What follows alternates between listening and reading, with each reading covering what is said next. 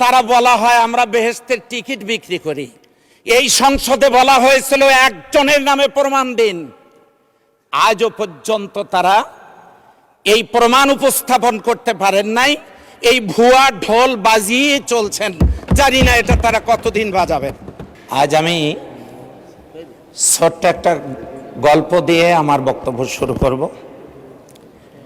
মশা তার বাচ্চাদেরকে নিয়ে সুযোগ বুঝে মশারির নিচে ঢুকে পড়ল। ঘুমন্ত ব্যক্তিকে কামড় দিলে ওই ব্যক্তি ঘুম থেকে জেগে লাইট জ্বালিয়ে মশা খোঁজা শুরু করলো এবং দুই হাতে মশা মারার চেষ্টা করলো। এই দৃশ্য দেখে বাচ্চা মশাটি বলল, লোকটা হাতে তালি দিচ্ছে কেন? তখন মশা বলল, আমার গান সবার কাছে অনেক প্রিয়, আমার গান সবাই পছন্দ করে, তো সেই জন্য হাততালি দিয়ে আমাকে অভিনন্দন জানিয়েছে। এবার বাচ্চাটা বলল, কিছু কিছু হাততালি তালি না, জীবন নাশের কারণও হতে পারে। মাননীয় স্পিকার, এই কথা বলার মধ্য দিয়ে বাজেট বক্তব্য শুনে যারা হাততালি দিয়েছেন আর বাজেট বক্তব্যে হাততালি শুনে যারা খুশিতে মাননীয় প্রধানমন্ত্রী বিরোধী দলকে নিয়ে যে বক্তব্য দিয়েছেন এবং হাততালি নিয়েছেন, ওই হাততালিগুলোর মাঝে জনগণের বিপদের ইঙ্গিতও থাকতে পারে। মাননীয় স্পিকার, 9,38,000 কোটি টাকার প্রস্তাবিত এই বাজেট এসেছে। আমরা কথা কিছু বলবই, এটা শুনবার ধৈর্যও থাকা দরকার। পার্লামেন্টের প্রথম অধিবেশনে বিরোধী দলীয় নেতা বলেছেন, সরকারের ভালো কাজের আমরা প্রশংসা করব, সুপারিশ করব, অন্যায় করলে প্রতিবাদ করব, কিন্তু আমাদের কথা শোনার ধৈর্যও তাদের নাই।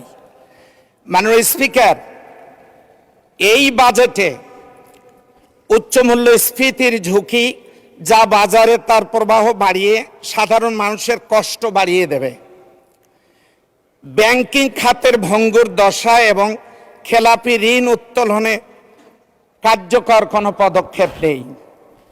বেসরকারি বিনিয়োগ বৃদ্ধির জন্য যে অনুকূল পরিবেশ দরকার তা বাজেটে নেই। মাননীয় স্পিকার, সরকারি দল যদি মনে করে থাকে বিরোধী দল অতীতের মতোই গৃহপালিত বিরোধী দল হিসাবে থাকবে, তাহলে এই ধারণাটা ভুল। বিরোধী দলকে তুচ্ছ তাচ্ছিল্য করে অনেক বক্তব্য দেয়া হয়েছে। বলা হয়েছে জামাত ইসলামী 3 সিট পেয়েছিল, অথচ তাদের হয়তো মনে নাই 18 নির্বাচনে তারা এত বড় একটা দল মাত্র 6টা সিট পেয়েছিল। এরপরে তারা বলা হয় আমরা বেহেশতের টিকিট বিক্রি করি। এই সংসদে বলা হয়েছিল একজনের নামে প্রমাণ দিন। আজও পর্যন্ত তারা এই প্রমাণ উপস্থাপন করতে পারেন নাই। এই ভুয়া ঢোল বাজিয়ে চলছেন, জানি না এটা তারা কতদিন বাজাবেন। মাননীয় স্পিকার, আমি বিনয়ের সাথে বলতে চাই আমার এলাকার কিছু কথা। সেটা হচ্ছে এশিয়া মহাদেশের সর্ববৃহৎ কয়লার খনি আমার নির্বাচনী এলাকায়। বিদেশ থেকে উচ্চ মূল্যে কয়লা কেনার কথা বাজেটে এসছে, কিন্তু দেশের কয়লা দেশপ্রেম নিয়ে তোলার কোনো উদ্যোগ নেই। আপনার মাধ্যমে আমি জ্বালানি মন্ত্রী মহোদয়কে বলবো কয়লার খনি যেন উত্তোলন করা হয়। মাননীয় স্পিকার, স্কুল কলেজ বিশ্ববিদ্যালয়ের উন্নয়ন হোক, আমি তা চাই, কিন্তু সরকারি দলের পক্ষ থেকে একবারও বলা হয় নাই ইবতেদায়ী মাদ্রাসা, আলিয়া মাদ্রাসা, কওমি মাদ্রাসার উন্নয়নের ব্যবস্থার কথা তারা বলেন না। মাননীয় স্পিকার, সংসদ লবিতে ঢোকার সময় দেখি আল্লাহর প্রতি আস্থা এবং বিশ্বাস বড় ভালো লাগে, কিন্তু ওই কোরআনেই, ওই আল্লাহর নাজিল করা কোরআনেই আছে মাননীয় স্পিকার, যে ওমা ইউগনি আনহু মালুহু ইযা তারাদ্দা, কারো পতন যখন নেমে আসবে, কারি কারি সম্পদ আর ক্ষমতা কোনো কাজে লাগবে না। এটা আল্লাহর কোরআনের কথা। মাননীয় স্পিকার, সেই কারণে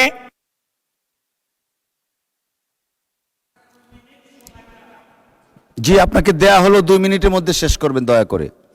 মাননীয় স্পিকার, আপনাকে ধন্যবাদ। আমার পীরগঞ্জে 1600 কিলোমিটার রাস্তা কাঁচা, জনদুর্ভোগ সীমাহীন পর্যায়ে চলে গেছে।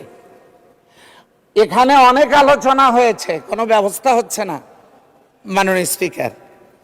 এরপরে বেশ কিছু শিক্ষা প্রতিষ্ঠান এমপিওভুক্ত হয়নি, অনেক প্রতিষ্ঠানে নেই একাডেমিক ভবন। শত কোটি টাকা দিয়ে নির্মিত আইটি সেন্টার পরিত্যক্ত ভবনের মতো পড়ে আছে মাননীয় স্পিকার। দৃষ্টিনন্দন সম্ভাবনাময়, অপার সম্ভাবনাময় নীলদরিয়া, যেটা নিয়েও কোনো সুনির্দিষ্ট কোনো পরিকল্পনা নেই। আমরা এই দেশের উন্নয়নের জন্যই কথা বলি মাননীয় স্পিকার। একটু আগে একজন সম্মানিত সদস্য বক্তব্য দিতে গিয়ে তিনি বললেন আমার কথা ওনারা বুঝবেন না। হ্যাঁ, উনি বুঝবেন, উনি ভালোই বোঝেন। এর আগে বেশ কয়েকটা দল উনি করেছেন, তো এই জন্য উনি ভালোই বুঝবেন। কিন্তু আমার মনে হয় এটা সংসদীয় কোনো রুলস না।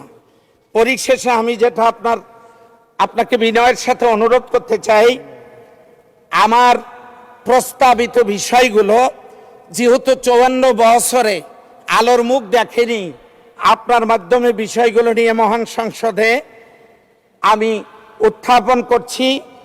আপনার মাধ্যমে যেন কোনো পদক্ষেপ নেওয়া হয়, আপনার সদয় হস্তক্ষেপ কামনা করছি। সেই সাথে সরকারি দলের আমি মাননীয় সংসদ সদস্যদেরকে বিনয়ের সাথে অনুরোধ করব, যদি চান আমরা আপনাদের সহযোদ্ধা থাকি, তাহলে আপনারাও আপনাদের কথা নিয়ন্ত্রণ করুন।